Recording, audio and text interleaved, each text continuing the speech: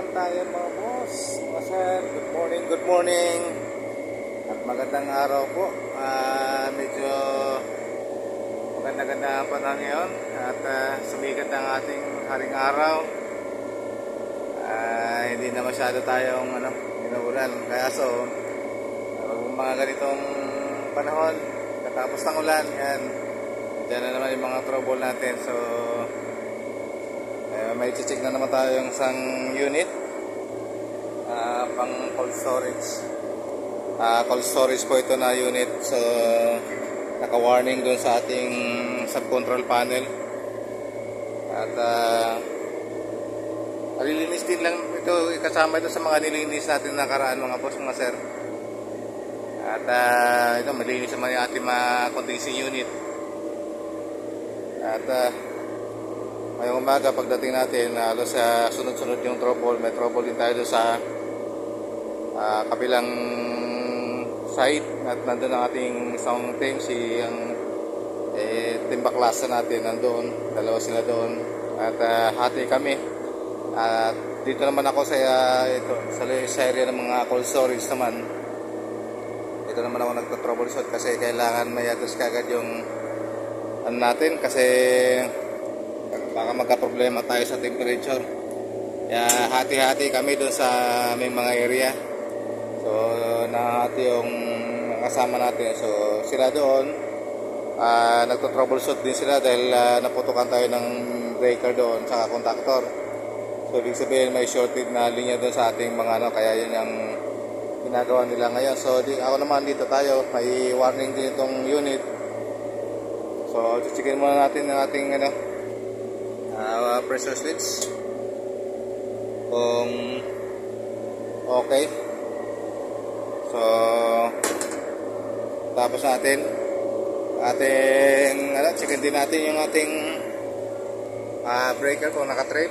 So okay naman yung ating breaker at ang ating auxiliary breaker okay naman. So pagdating dito sa relay, yun naka-indicate dito nga may warning dun sa ating AX41.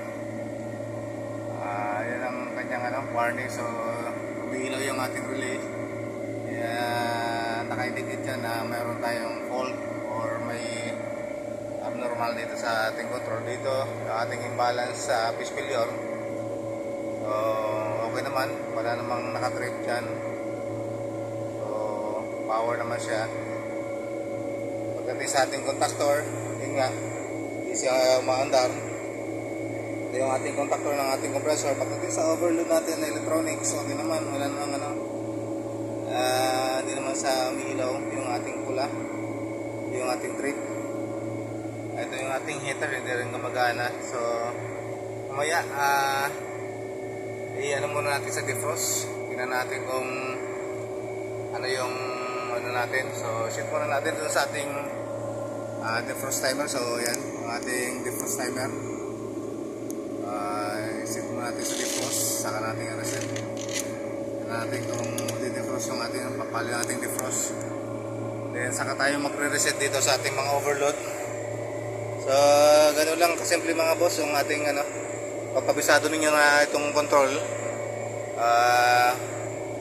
Dito dahan-dahan tayo mag-reset sa ating, so yung ating timer ng ating defrost is nakaset na. So kailangan pag natanggal natin yung alarm na yan, so papalo itong ating defrost heater natin. So natin kung saan, ayun sa fan motor yan ng MC5 siya nag-trip. So subukan natin yung iba.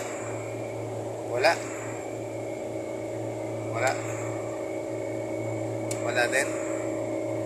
So yun, so ang may problema is yung ating MC5. Ito ay condenser fan motor. So mamaya tapusin muna natin itong defrost at checkin natin yung fan motor natin kung saan yung mga may problema. So MC5 dating dito, ayan, ito po ka MC5 tayo. So ayan, MC5 ang linya na to. So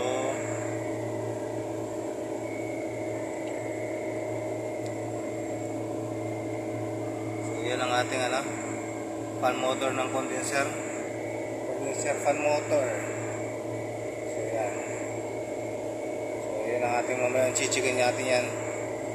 Bakit ganyan yan? So baka may problema yung ating fan motor. So mamaya mga boss, tabayan na po. At ayaw mo natin ito 40 minutes po itong defrost.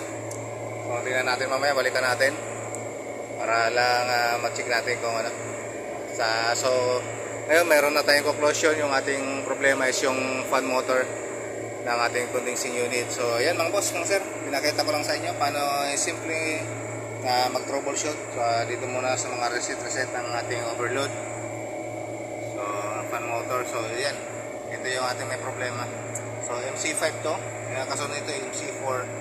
So ito yung nagka-problema natin. So buti yung ating overload ay active. So bago siya masunog yung ating fan, igniter lang niya yung ating overload. So ayan mga boss, mga sir, magandang araw at good day po sa atin. God bless po sa ating lahat. At pindot naman po ang yung likes at saka subscribe kung hindi naman po kayo busy. Na lang po, likes na lang po at marami pong salamat.